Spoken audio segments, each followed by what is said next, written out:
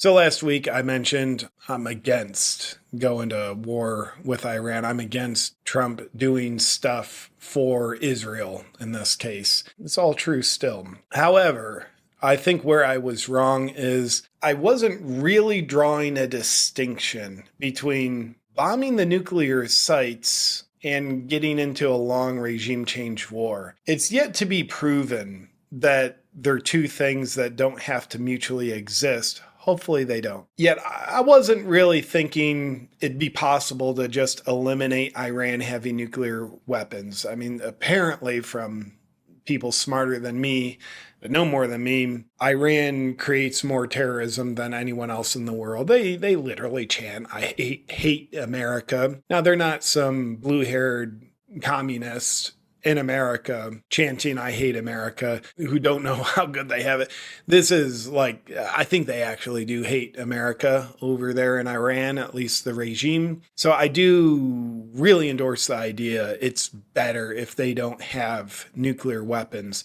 And I know then we can get into, well, how do we know they have them? Netanyahu's been saying since 1996 that they almost got them, guys, any week now. Kind of boy who cried wolf scenario. I can't confirm they had them. I can't confirm they were like almost having them. All I can confirm is I think it's better that they don't. So where I was wrong is just thinking it's bad for us to get involved in any capacity. Seeing the surgical precision that Trump orchestrated over the weekend, taking out the nuclear sites without civilians around, I'm like, all right, if it ends there, then that's why Trump's president and I'm not. I support that. And I think I was wrong for thinking it's a bad idea to get involved in any capacity. Now, remember, I mentioned there's a distinction between taking out their nuclear capabilities and then being driven into or drug into a forever war, regime change thing. That's a distinction. And it is yet to be proven that they're two separate things. I think time will need to pass before it's proven the U.S. isn't getting drug into a drawn-out regime change war, Afghanistan, Iraq, Vietnam, those kind of things. I'm optimistic it's possible. There's no question. I think Israel will try to do the dragging, but hopefully Trump is just so damn smart and strong. I'm sure he knows Israel's just trying to use us, but especially with this ceasefire that was brokered and then violated by Israel and Iran, and Trump getting pissed about that, hopefully no matter what Israel wants to do, tries to do, then plays victim, tries to pull the U.S. into it, hopefully Trump will be like, I've done what's in America's best interest.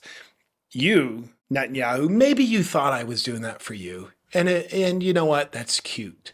But I was doing that for America. I don't want Iran to have nuclear weapons. You got some benefit from that. Good for you. But you wanting to pull us into a regime change war, whatever, you do what you want to do.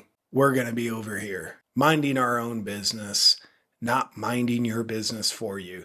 That would be my hope. Have you ever wondered what the legendary Chuck Norris is up to? Like, is he just at home having ChatGPT ask him questions? Well, I recently saw a video he made and I was surprised. Chuck Norris is in his 80s and he's still working out, kicking butt, taking names, staying active. What's even more surprising is he's stronger, he can work out longer, and still have plenty of energy left over for his grandkids. How'd you like to have Chuck Norris as your grandfather? But anyway, he did all this by making one change, and he says he still feels like he's in his 50s. And his wife even started doing this one thing, and she's never felt better. She feels 10 years younger, she's leaner, and she has all-day energy. And luckily, Chuck made a special video explaining this one thing he does, which you can watch by going to chuckdefense.com/JP. This video will change how you look at health and fitness. Once again, you can watch it by going to chuckdefense.com/JP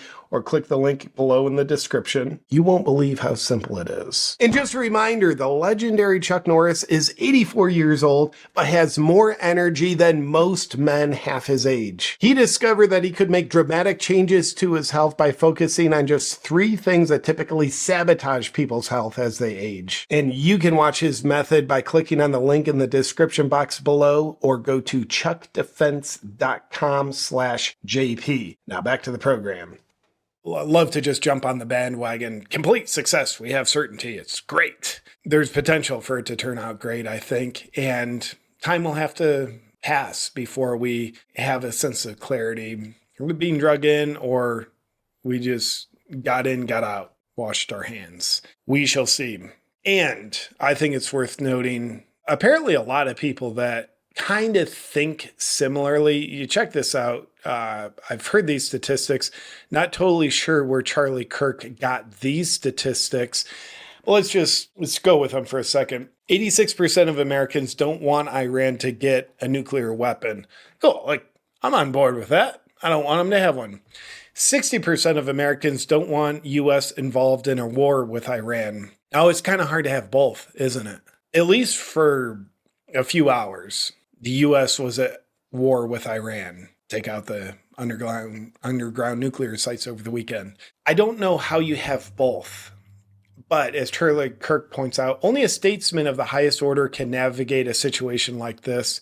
Trump is made for this moment. Now, he put that out before Trump did the B-2 bombs. And Trump may have actually navigated that situation. Most Americans don't want Iran to have a nuclear weapon. Most Americans don't want the U.S. to go to war with Iran. How do you have both? Well, the best way to have both is you go to war with Iran in such a short, strategic, precise way that our involvement in the war is over by Sunday morning. If that's how it plays out, then holy Lord, tip of the hat to Trump for essentially accomplishing these 2 things that seemingly can't coexist. You can't have your cake and eat it too. But I will say I don't think the U.S. needs to be involved in a long, drawn-out regime change war, as if I'm saying that for the first time here.